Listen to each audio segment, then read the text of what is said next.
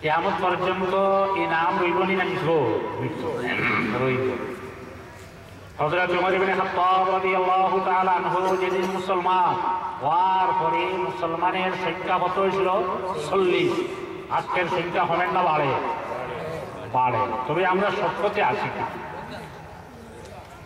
হযরত ওমর ইবনে খাত্তাব রাদিয়াল্লাহু তাআলা আনহু ফরমায়েন, ইজ্জুদ দুনিয়া বিল মাল ওয়া ইজ্জুল আখিরা বিসালিহিল আমাল। দুনিয়া মানুষ সম্মানী কিসের দ্বারা? সম্পদ দ্বারা। যার সম্পদ বেশি আছে, টাকা পয়সা বেশি আছে, ব্যবসা আছে, বিদেশ ব্যবসা আছে, গাড়ি আছে, দোকান আছে, জমিন আছে, তার সম্মান বেশি হইব। কাল যেদিন কিয়ামত হইব সেদিন সারার সম্মান বেশি হইব। একমাত্র যারা পৃথিবীর থেকে যাওয়ার সময় বালা বালা আমল হল্লকে হরিয়ে দেখতে পারবো, হে পরকালে সম্মান হইব। কোরআন শরীফ যত জায়গায় আমলের কথা হয়েছে, আমানু ওয়া আমিলুস সালিহাত, ভালো ভালো আমলের কথা হয়েছে। আর আমিলুস সালিহাত যেখানে আনা হয়েছে তার তাফসীর বাহির হইলে পাওয়া যায় মিনাল ফারাইদি ওয়ান নওয়াফিল।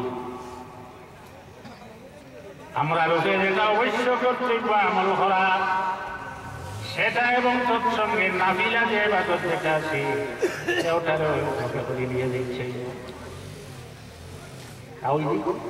এটার উপরে যদি আমরা আমল করি, আমল না করলে যদি আমরা শুনিয়া যাই লগে হরি নিতে পারি না তৈরি, সেটা খাতো লাগবে না। দাদা আর নাতি গেছেন ওয়াজ, যাওয়ার সময় একটা নদী আছে, নদী পার হয়ে ওয়াজ যাওয়ার পরে যাই ওয়াজ করছে তাই হয়েছে পুরুষ যারা আছে, বেটাইন যারা আছে, তারা লোকে নাদির থেকে আটু পর্যন্ত সব সময় ঘুরিয়া রাখা খরচ সত্যি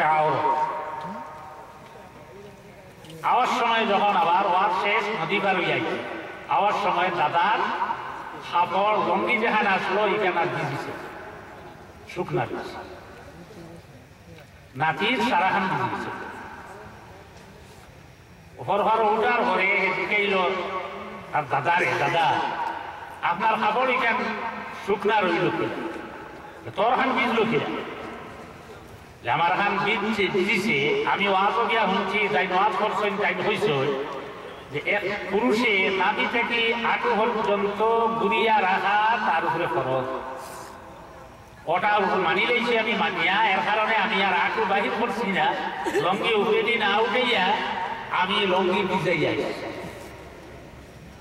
আপনার এখানে শুকনা রইল তোর থাকি আরো ছোট যখন তখন আমি গান করিয়া ওয়াজও যাই।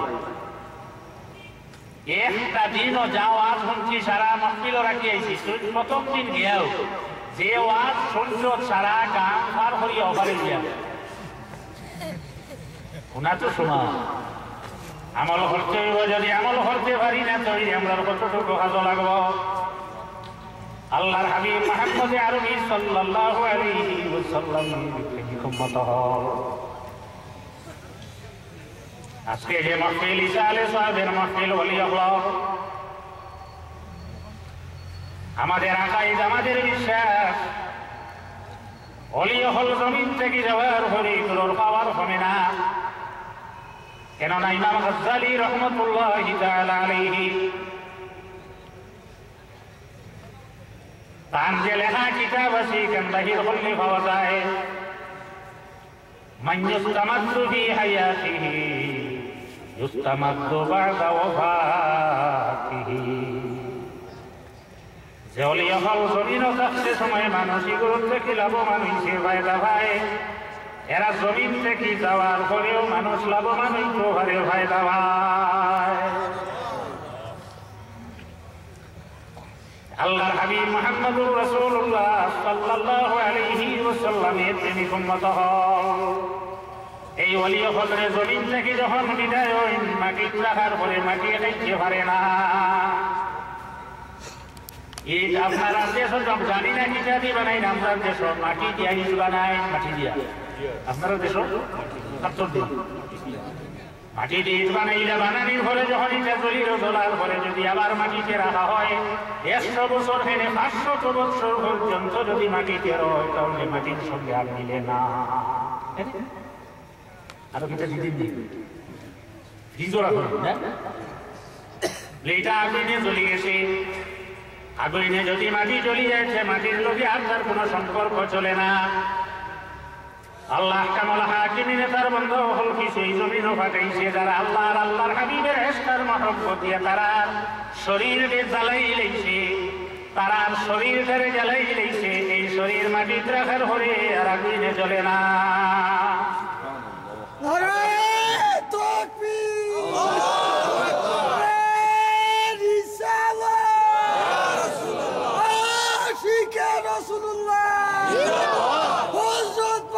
আব্দুল জলিল সাহেব আল্লাহর ওলিয়ার কেরামতি আলে আল সুন্নতি জামাত জিন্দাবাদ। হযরত ওমর ইবনে খাত্তাব রাদিয়াল্লাহু তাআলা আনহু যখন খলিফাতুল মুসলিমিন ইসলাম মুসলমান হল খলিফা,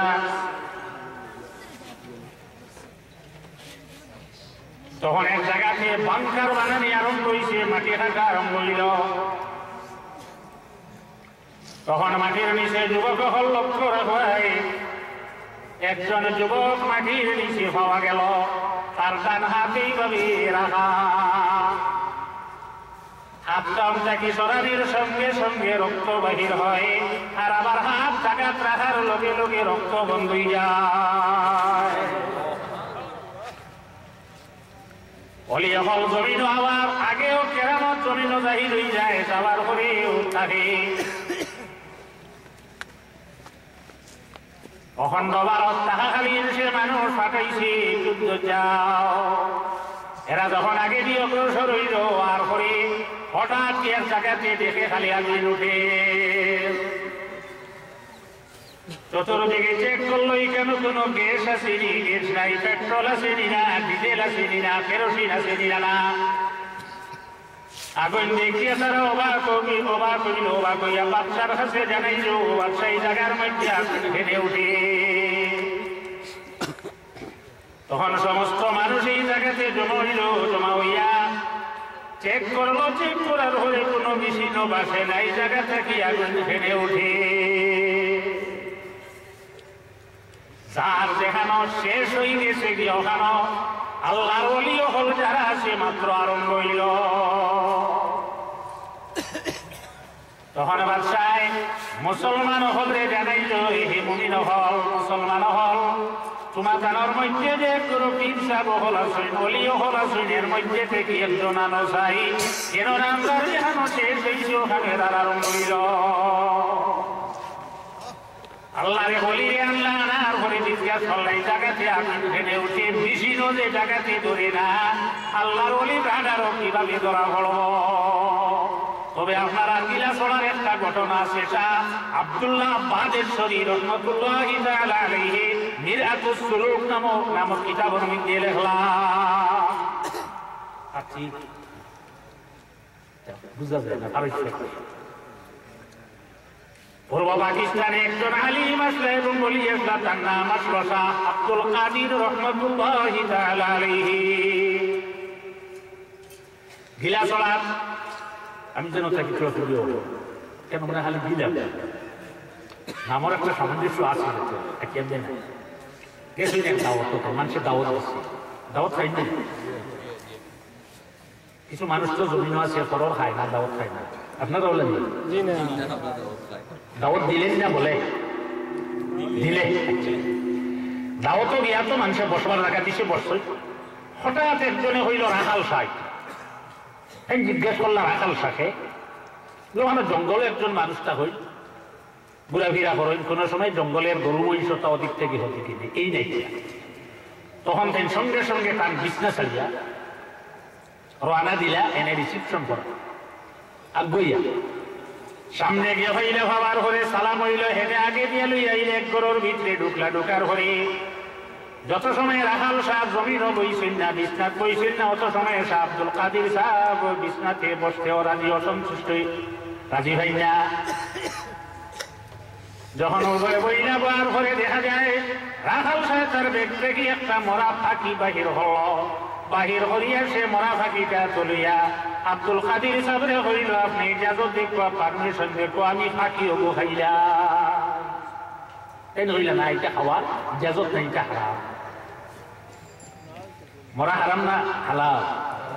আনা জব করার বাদে হালাল হয়ে আবার চাইলাম পারমিশন দেখবো, হুকুম দেখবো, ইজাজত দেখবো, আমিও বহাইলাই।